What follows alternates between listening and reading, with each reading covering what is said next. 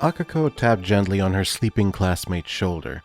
The latter had, for what seemed to be the 5th time that day, even though it was only the 2nd period, her head lying on a soft pillow on her desk. She brought this pillow wherever she went. Shizu.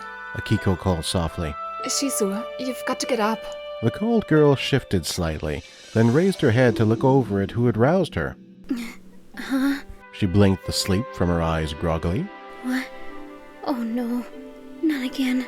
Shizu buried her face in her arms for a moment, before pushing herself to sit upright, her eyes darting to the front of the classroom. What did I miss? It's okay. You were only out for about 10 minutes. You still have about 10 more minutes to complete your assignment.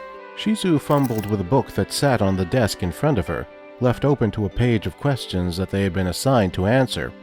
Part of her was relieved that she hadn't missed anything new, but another part of her was frustrated with herself for falling asleep and wasting 10 of the precious 20 minutes they had been given for their schoolwork. I'm sorry, this always happens. She said, picking up a pen and beginning to write answers down.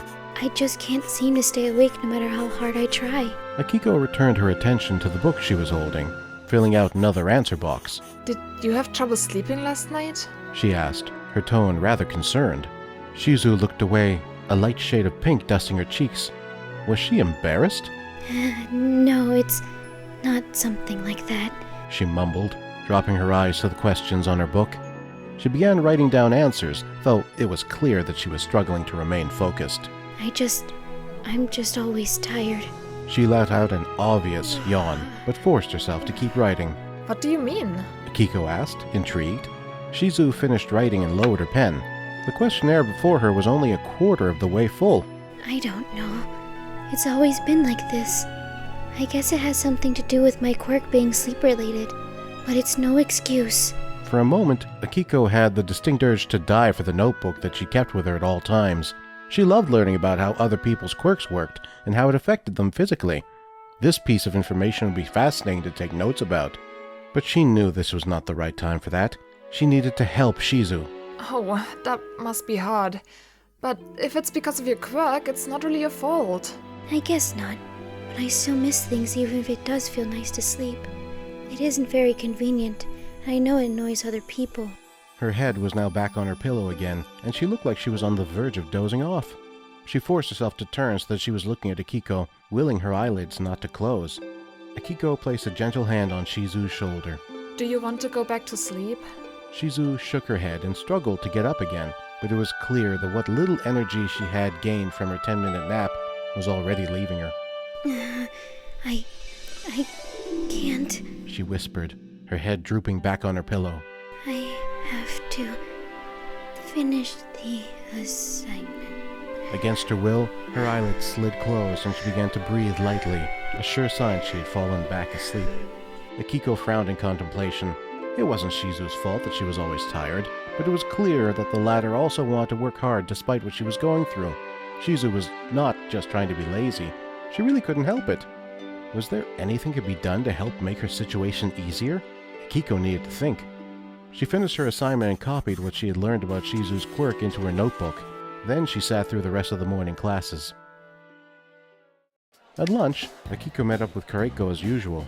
The two of them sat down to their bowls of rice and teriyaki salmon, the latter savoring each mouthful she picked from her chopsticks. Sasha don't have it on the menu more often. It's always beef stew or soba or something. They have rice pretty often as well, but not salmon. It's usually chicken teriyaki. Not as good as the kind you can get outside of school, though. Speaking of food from outside of school, remember the teriyaki we got on our first day? That was epic! I could top anything we have here tenfold. She emptied her bowl and stretched. I need seconds. You're always hungry. I haven't even halfway through with mine yet. Am not. I just train a lot. I need energy, you know? It helps keep me going. I know. I'm just teasing. It's not like you want to eat all the time. Akiko relented. Then a thought struck her. Hey, Kuraiko, do you ever get tired after training, but you still want to train some more? Huh? Yeah, of course. Quite often, actually. Sometimes I train until midnight. I'm definitely exhausted by then, but I don't want to just quit. If I'm gonna be a super awesome hero, I've gotta train and push past my limits. Go beyond, plus ultra, you know? How do you get that extra energy boost? To keep going even when you are close to collapsing? The dragon girl shrugged. I don't know. I drink coffee or something. Well, usually energy drinks tend to do the trick. Red Bull or Monster, I just get whatever I can get my claws on at the time. That's interesting. Akiko replied, making a mental note. I guess caffeine has been known to give people strength. I've met people who drink it in the morning if they need to stay awake. Thanks, Kuraiko. Kuraiko raised her eyebrows. You been feeling tired lately or something? You seem normal to me. Akiko shook her head. No, I was just curious. I want to know how I could help Shizu stay awake. Ah, that girl who sits next to you in class who's always asleep? Yeah, she was having trouble doing her assignments this morning and I was worried about her. Well, good luck helping her stay awake. She's a tough one. I don't know anyone else who could sleep through the ruckus that happens whenever me and Tora argue. Akiko sighed and rolled her eyes. Can't you lay off Tora already? You two are equally competitive. You should work together. No! Not until she admits that I defeated her in our last training match.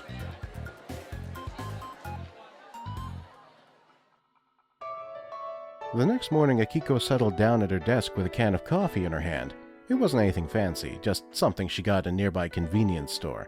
Still, she hoped there would be enough to achieve her desired goal. Morning, Shizu. She greeted as the girl next to her began unpacking her bag.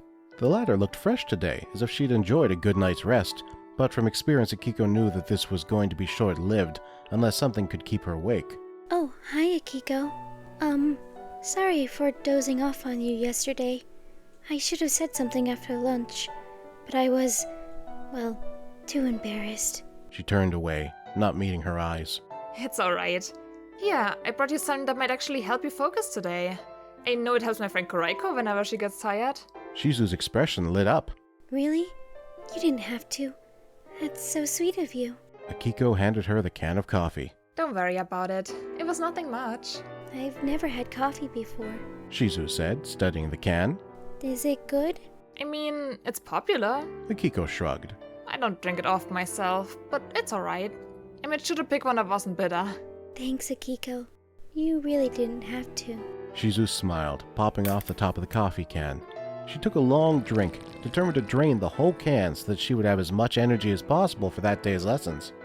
When she was done, she got up, deposited the empty can in the classroom bin, and returned to her seat. Akiko looked over at Shizu to check if she was doing okay throughout the first period. She knew that around 20 minutes into the lesson the girl would start to get a little sleepy.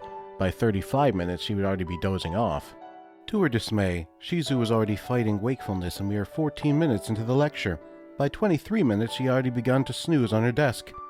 She just could not understand it. Had something gone wrong with the coffee? Was it not a strong enough dose of caffeine? Just then, the class was told to split into groups of 4 to work on a project assignment, and Akiko found herself joined at a desk by Akahana and Mie. Just the 3 of us? Akahana asked, laying a sheet of paper down on an empty spot of the desk. Well, there's Shizu. Mie pointed out. She can be our 4th member. Despite the additional voices so close to her, Shizu did not stir. Mie approached the sleeping girl and shook her shoulders gently. Hey, we're working on a group project. Wanna join us? Still, there was no response. Oh well. Mie sat back down at her seat, moving Akiko's desk closer to Shizu's so they would look like a team of 4. What's gotten her so out of it today?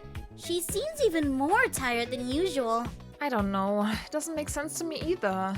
I gave her a can of coffee this morning to help her be more alert, but it looks like it backfired somehow. Could have been something wrong with the coffee? To her surprise, Akahana began to giggle. What? Oh, Akiko. It isn't your fault. Coffee sometimes has the opposite effect than what it's marketed to be, you know? What are you talking about? Akiko questioned, a little worried now.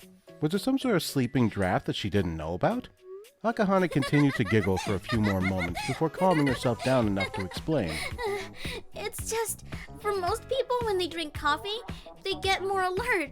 But I knew people back in middle school, they would drink coffee and it would have no effect on them. Or in some cases, it would make them even more tired. don't take my word on it for research or anything. It's just what I've observed. So maybe Shizu's just one of those people who gets more tired when she drinks coffee. Nothing to worry about. Akiko felt as if a light bulb switched on in her head. Of course coffee was not a one-size-fit-all solution. How had she not thought of that before? She was so worried about helping Shizu, she hadn't taken into account that not every method would work for everyone. Relief washed over her. She hadn't failed yet. After all, she just needed to find another solution. Of course! Why didn't I think of that?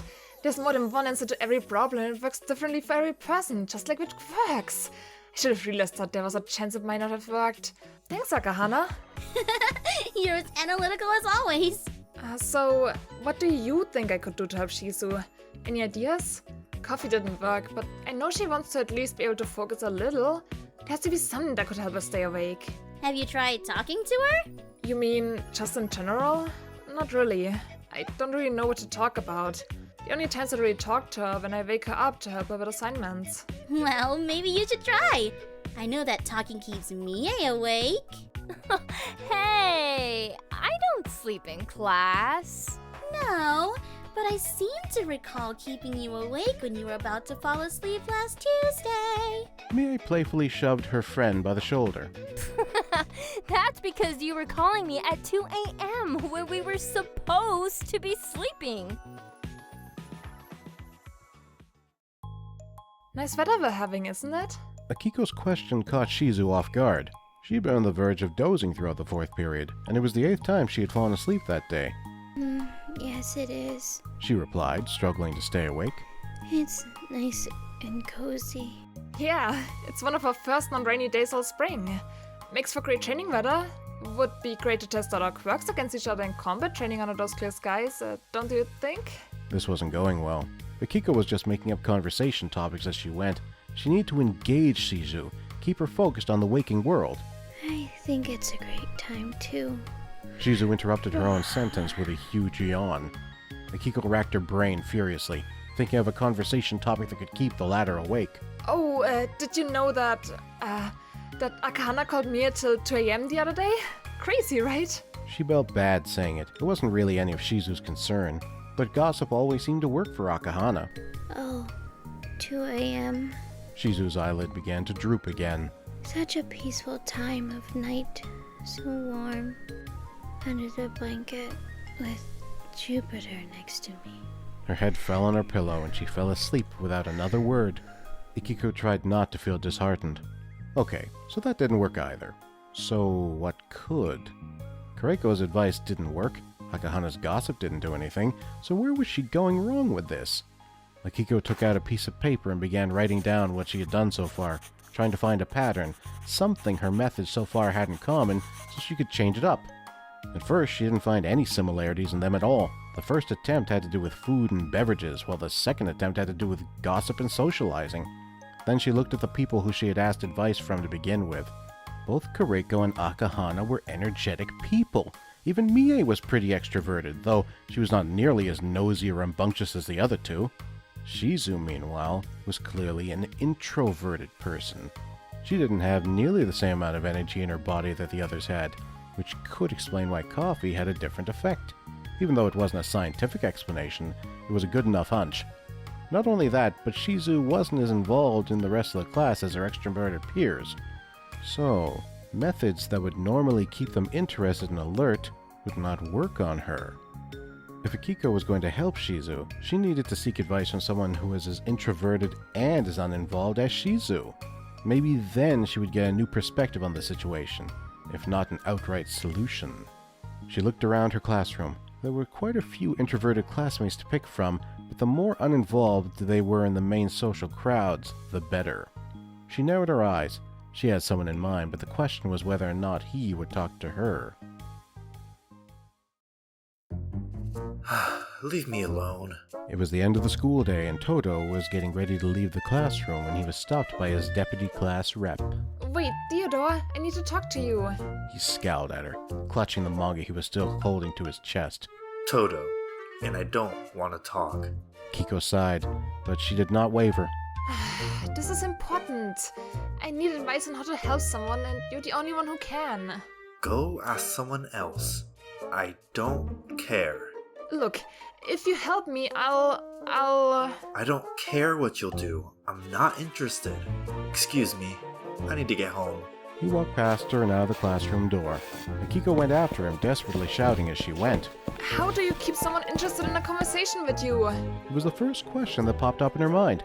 She was originally going to ask him for a whole new solution, but given the circumstances, she thought that any new perspective, even something along the lines of a new conversation topic, could help. Toto turned around slowly to look at her, one hand in his pocket. Why are you asking me that? I'm not interested in talking to you, so don't even bother. But what would make you interested in talking to someone? What would keep your attention even when you're tired or couldn't care less? Toto thought for a moment, a peculiar expression coming over his face. The hand holding the manga seemed to tighten its grip ever so slightly on the book. You would have to talk to me about something I'm interested in, like anime or something along those lines. Then maybe I'd be a little interested. But I know you're not into that, and probably think it's lame. So... Then it clicked. The answer was so simple, so obvious. Conversation wasn't bad advice at all. She had just been picking the wrong topics. Shizu was not involved in the affairs of her peers or classmates, so any conversation topics involving them would not capture her attention. She wasn't particularly interested in the outdoors, so talking about the weather wouldn't have been either. But her interests...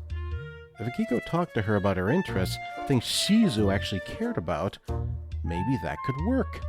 Before she knew it, Akiko was beaming at Toto. That's it! She cheered as the light bulb went off in her mind. That's exactly it! She turned around and made to head back to the almost empty classroom. Thank you, Toto! Toto, who had been on the verge of turning away himself, stared at his usually reserved deputy class rep. He wasn't exactly sure what he had said or done to get her so excited, and he didn't really care. But it was unexpected all the same. Whatever. Can you leave me alone now? She didn't answer and just went back to her classroom, passing their class rep Masashi as she went. Had he overheard the entire conversation? She supposed it didn't matter either way. Akiko picked up her bag, which she had not meant to leave behind, as she hadn't intended to leave the classroom in the first place. Having now gotten it, she made her way back outside and towards the school gates where Kuraiko was waiting for her. Hey, what kept you? Saw you talking to Toto earlier. Akahana just walked by me and was going on about how she speculates that there's some secret romance going on between you two. It was Akiko's turn to scowl. Tell Akahana that she's got the wrong idea. I just needed his advice on something. I did, don't worry. I figured you were still trying to find ways to help Shizu. Akahana actually believed me when I told her about that, strangely enough. Yeah, I got some advice from her as well. How did you know I was still looking for a solution? I saw you giving Shizu a can of coffee the other day and trying to keep her up through conversation. Well, those two things didn't really go too well, but I think I know where I went wrong, so I'm going to try again tomorrow. Really? What's the plan? I'll fill you in on the way home. Toto gave me some great advice. Who's Jupiter? Akiko asked, flipping her textbook to page 394. Shizu looked over at her in surprise. It was the very first period of the very next day, and she had been staring off into space, beginning to zone out. If she'd been left to her own devices any longer, her tiredness would have taken over, and she would begin to knock out as usual. But the unexpected question caught her interest. Jupiter? How do you know about him? You said something about someone named Jupiter the other day when we were talking. Akiko answered, turning over to make eye contact with the girl beside her. Did I?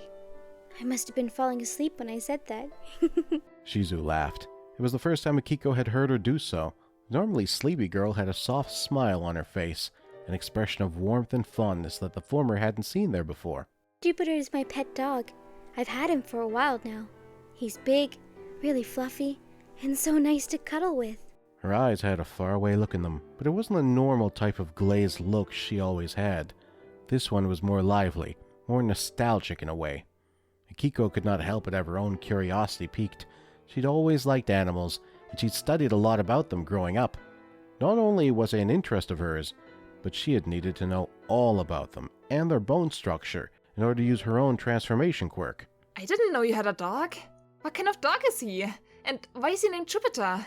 He's a shepherd dog, and his name was inspired by the planet Jupiter in outer space. I've always liked space, and since he's a big dog, I named him after the biggest planet in the solar system. While they talked, Their teacher gave them instructions and assignments to do. Akiko kept Shizu engaged, asking her more about Jupiter and how she got him, more about outer space and her favorite objects. In the meantime, she also helped the other girl follow the lessons, strategically switching back and forth between talking about school and talking about the latter's interests. Shizu kept up a commentary while she worked, not nearly as loud or as fast as the more chatty people in their classroom, but still, a steady stream of conversation all the same. She still appeared tired, there was no doubt about that, but the interest in the ongoing conversation seemed to be keeping her alert for much longer than usual. By the time she inevitably fell asleep, it was already an hour and a half after classes began, and Akiko could not help but feel like the attempt had been a success. She let her new friend rest for a while and took notes for both of them, planning to share them with her later. Then, when Shizu awoke again in the middle of third period, Akiko repeated the process. As they talked, she began to realize she was not just helping Shizu with her sleep struggles, but that she was also gaining something from the encounter. Shizu was kind, gentle, passionate, and funny. There was always a light in her eyes whenever she expressed any of her interests. Her ways of self-expression were always so soft but so genuine, Akiko soon realized she wasn't just talking to her to keep her awake anymore. She genuinely wanted to spend time with Shizu. By the end of the school day, Shizu had only fallen asleep a record-breaking 5 times, and she was smiling instead of looking down as she exited the classroom. Hey, you did great today, Akiko told her, falling into step beside her new friend. What do you mean? Shizu asked. You stayed awake more than usual. Akiko smiled. Shizu tilted her head slightly in thought. I did? Huh. I guess I did. I didn't realize. I guess I was just having so much fun talking with you that I wasn't focusing on how tired I was. Even now, I feel like I want to keep talking to you. It's kind of strange. I don't think it's strange. We were talking about things you enjoy. Even I found myself engaged all day. You liked it? Shizu asked with the same light in her eyes that had appeared when she had also talked about Jupiter earlier that day. I did. And I think you're fun to hang out with.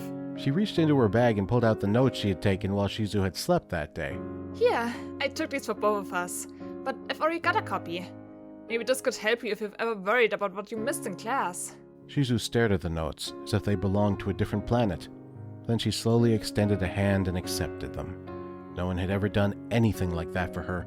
She'd always just been perceived as that one lazy kid who'd rather nap than pay attention in class. Thank you. I don't know what to say. You don't have to say anything.